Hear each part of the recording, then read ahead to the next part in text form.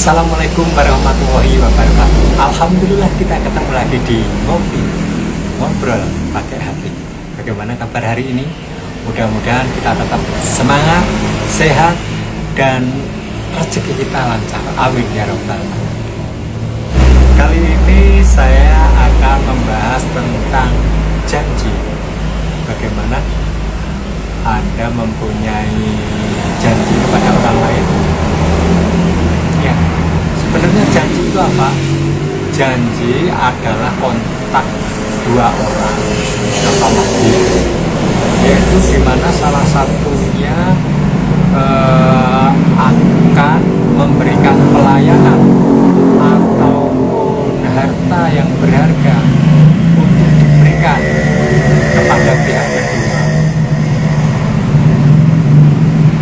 dengan jangka waktu tertentu. Itulah arti dari janji. Orang yang telah berjanji, dia mempunyai kewajiban untuk memenuhi janji tersebut atau menepati janji tersebut. Nah, dalam Islam, janji itu juga disebut, kalau orang berjanji memang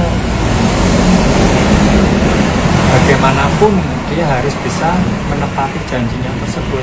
Soalnya kalau tidak menepati janji namanya apa? Ingkar janji. Kalau memang tidak bisa menepati, jangan berjanji. Misalnya waktunya mepet dan sebagainya, jangan hanya lip service, artinya kita memberi arem-arem, artinya orang itu supaya tenang, diam, iya deh, iya. Tapi iyanya kemana?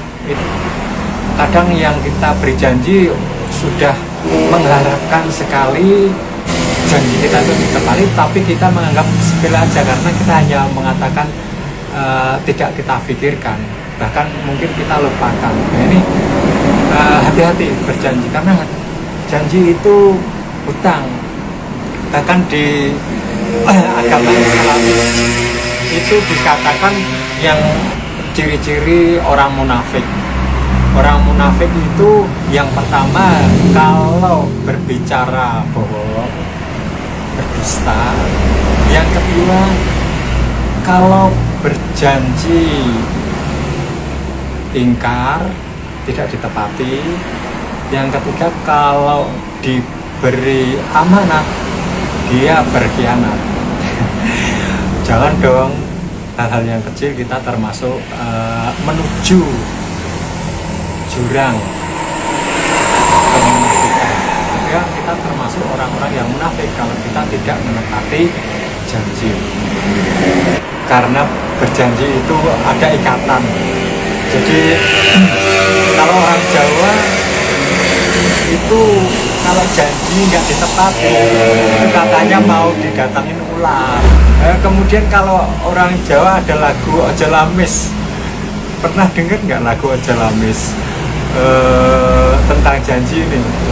Ojo sok gampang janji wong manis, ojo amung lamis, becik alung prasaja nimas, ojo gawe gelo.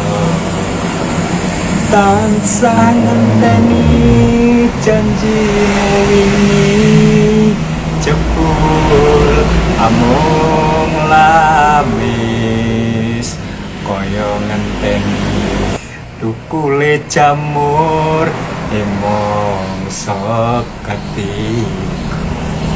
Kaya ngenteni tukule jamur mangsa ketiga, jadi janjinya itu enggak akan terwujud. Jangan mudah berjanji kalau memang tidak bisa ditepati. Jangan tegar. Kalau kita mempunyai hutang, kita harus berupaya sebisa mungkin untuk melunasi. Jadi kalau kita misalnya 1 bulan nanti saya kembalikan, kita mau tidak mau harus berupaya keras, kita kesampingkan semua keperluan kemampuan kita atau semua kepentingan kita agar supaya kita bisa melunasi hutang tersebut. Ya, kita diberi hutang, dipinjami, ini kan yang pemilik uangnya itu kan dengan rela hati. Ya, ini mereka merogoh di kantongnya itu ya cepat, tidak nanti ya sebulan lagi. Nah ini tapi kita mengembalikan kalau memang mampu, saya besok 2 bulan lagi insya Allah bisa saya kembalikan. Nah, maka kita berusaha semaksimal mungkin. Kalau kita berusaha semaksimal mungkin, insya Allah rezeki ini akan mengikuti kita supaya kita bisa melunasi hal tersebut. Karena ini cita-cita dan kita berusaha keras, pastilah Allah akan mendengar atau tidak akan tinggal diam melihat hambanya yang benar-benar bersungguh-sungguh. Kalau kita sekali tidak menepati janji dan kita nanti akan membuat alasan, dan alasan ini akan mencari-cari pembenaran. Mungkin kita tidak mungkin sekali 2 kali kita dimaafkan, tetapi kalau sudah terjadi berkali-kali maka kita akan menjadi orang yang tidak dipercaya. Bagaimana kalau kita dijuluki orang yang tidak bisa dipercaya? Sedih kan? Ya tentu sedih. Tapi nggak tahu ya, bagi mereka yang udah biasa mungkin Allah bisa karena biasa ya. Tapi tentunya hal tersebut tetap tidak baik dipandang dari sudut manapun. Kalau kita sudah tidak dipercaya orang lain, pas kita benar-benar butuh, ya kita dianggap nggak sungguh-sungguh. Itulah kenapa di dalam agama pun kita diwajibkan untuk menepati janji kita. Jadi kita berjanji, hati-hati, jangan mudah berjanji kalau memang kita tidak bisa menepati. Kemudian yang tidak kalah serunya atau yang tidak kalah ekstrim atau itu nadar. Nah, kalau kita sudah punya nadar, kita ada rezeki misalnya, kalau misalnya saya dapat rezeki ini, nanti sebagian akan saya kasihkan sedekahkan ke musola atau akan saya sedekahkan anak yatim. Maka ini sudah bukan harta kita loh ya. Jadi sebagian ini merupakan janji kita atau hutang kita kepada pihak lain, walaupun pihak lain itu tidak tahu kalau kita berjanji itu. Nah, itulah namanya nadar. Kalau tidak ditepati berdosa. Maka kalau orang meninggal, itu sanak familinya menyampaikan di forum takziah itu bagi yang memiliki janji, almarhum memiliki janji atau hutang, silahkan menghubungi kepada pihak keluarga. Supaya apa?